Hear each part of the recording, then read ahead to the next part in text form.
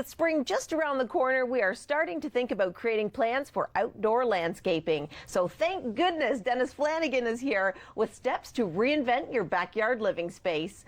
And Dennis, I say thank goodness because I love it when you're here. You have all of these exciting ideas and you remind us that spring is almost here. Almost here, yeah. We've got several weeks of planning.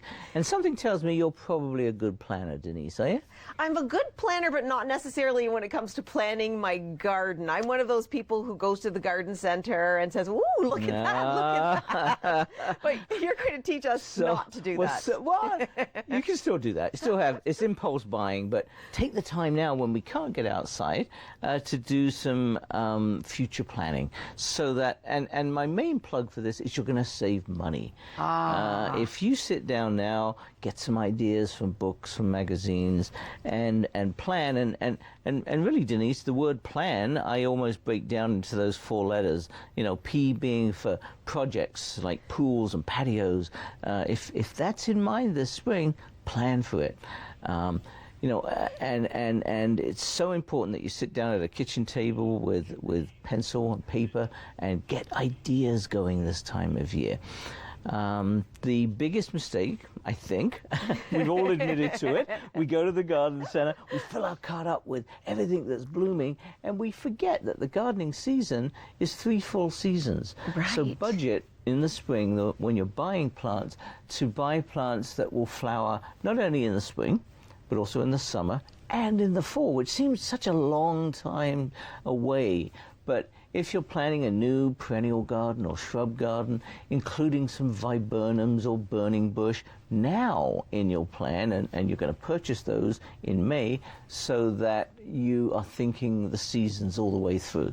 Oh, it sounds so much fun. It sounds refreshing to then sit down now when it's still cold outside.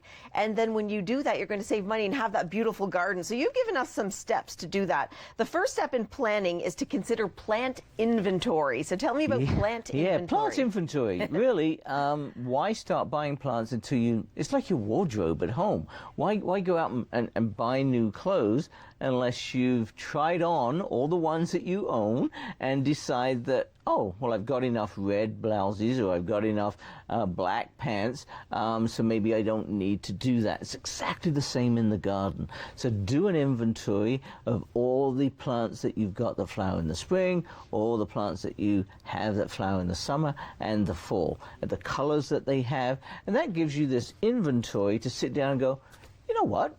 I don't have any blue plants in my garden. So let's put that down on my shopping list. You know what color I'd really like to see this year? Green. I would like my grass to be green. Yes. So do you have any tips on what we would do to help us get green grass from the get-go? Yeah, what a great question, because basically it's thinking it through again this time of year. So as soon as that snow goes, as soon as that frost is out the ground, you can get out there and put on a very high nitrogen fertilizer. And that is like a booster juice for us. It gives you a kick and it gets that grass going really quickly as early in the spring as you can, and it's medicine for the garden. Oh my goodness, that sounds great. You also say that we should consider conserving water. What do you mean by that? Yeah, if it's one trend that's going to be big in the next few years, it's how we deal with water in the garden. So not only conservation, so think how many corners of your house that you could put a rain barrel to catch the water. Are there parts of the garden that are too wet and some dry? Can you reallocate the drainage so that you can solve that? And of course, plants that do well in drought conditions, things like succulents and native plants. Consider that in this all-important planning session that we're doing this time of year. That sounds great. Also, you say think about where you would like to add some new focal points. Yeah. Focal points, great gardens revolve around special moments or special pieces. And it can be a bird bath, a statue, a birdhouse, something you make inside. So it's personal.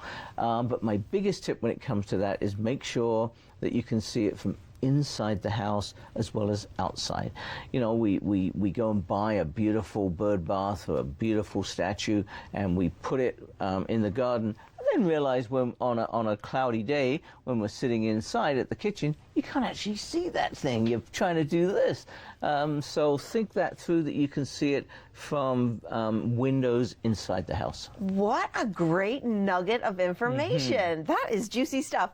And also I want to mention that you say add some peace. What do you mean by peace? Well, my last letter in the plan is nature. N. So get back to nature in 2017. It's so important. I know you've interviewed guests on the show about the well-being of which is all-encompassing. Yeah. You know, it deals with not only gardening but food and health and exercise. And gardening really encompasses all of those things. It encompasses food, exercise, peace, and coming back to nature. And we all have some stressful days. Yeah. And there's nothing better than to come home and be in that garden. Oh my goodness. Yeah. You make me feel peaceful, let me tell you. Up next we have Stupefied Theatrical Productions. We'll be right back. You know, as soon as you said that focal point that you were talking about,